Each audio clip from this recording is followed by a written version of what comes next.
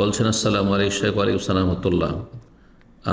আমার এই কুরবানি শুধুমাত্র আল্লাহর জন্য। হে আল্লাহ, আপনি ইব্রাহিম আলাইহিস সালামের কুরবানি যেমনভাবে কবুল করেছিলেন, আপনি আমারও আমার পরিবারের তরফ থেকে এই কুরবানিকে কবুল করে নিন। এইভাবে কি অন্তরে নিয়ত করে কুরবানি দেওয়া যাবে?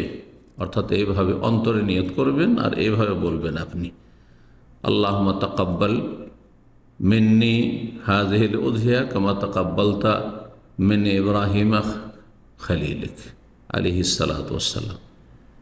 এইভাবে কিছু মানুষরা বলে থাকেন। এই মর্মে আল্লামা আলবানী রাহিমাহুল্লাহ বলছেন যে যাকারাহু ইবনে তাইমিয়া, ইমাম ইবনে তাইমিয়া রাহিমাহুল্লাহ তার মানাসিকে এরকম একটি দোয়ার কথা বর্ণনা করেছেন।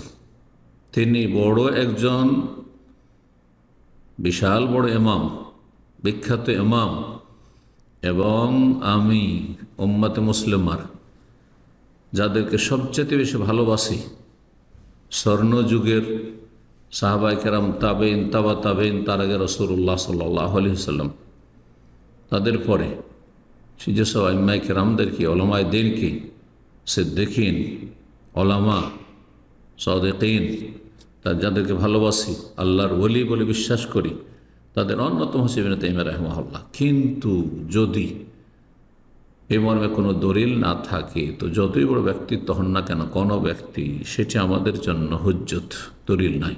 মানুষের কথা, কোনো আলেমের কথা, ইমামের কথা হুজ্জত, দলিল নয়। তার জন্য দলিল দিতে হয়। ইউস্তাদাল্লু লাহু ওয়া লা ইউস্তাদাল্লু বিহি। গবেষক আইম্মায়ে কেরামগণ বলেছেন যে কোনো ব্যক্তি, কোনো আলেমের কথার জন্য দলিল তলাশ করতে হবে, দলিল দিতে হবে যে এটা শরীয়ত কিনা। ওয়ালা ইউস্তাদাল্লু বিহি, সেটাকে দলিল হিসাবে পেশ করা যাবে না।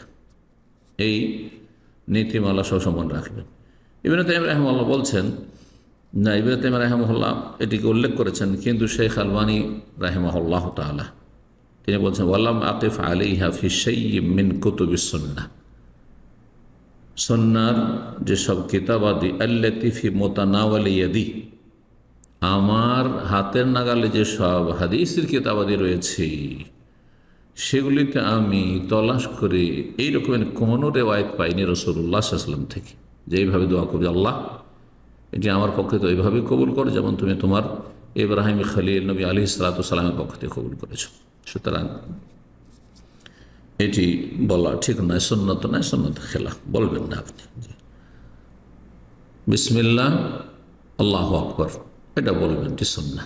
বিসমিল্লাহ বলা, আল্লাহর নাম নেওয়া ফরজ, আর আল্লাহু আকবার বলা সুন্নাহ। তারপরে কিছু হাদিসে রয়েছে, আল্লাহুম্মা হাযা মিনকা ওয়া লাকা, এই কুরবানিটি তোমার পক্ষ থেকে, তোমার দান, এবং তোমার জন্য আমি এটিকে জবাই করছি, তোমার সন্তুষ্টির জন্য, তোমার সান্নিধ্যের জন্য, তোমার নৈকট্য অর্জনের জন্য। এই জন্য কোরবানি বলছি আমরা।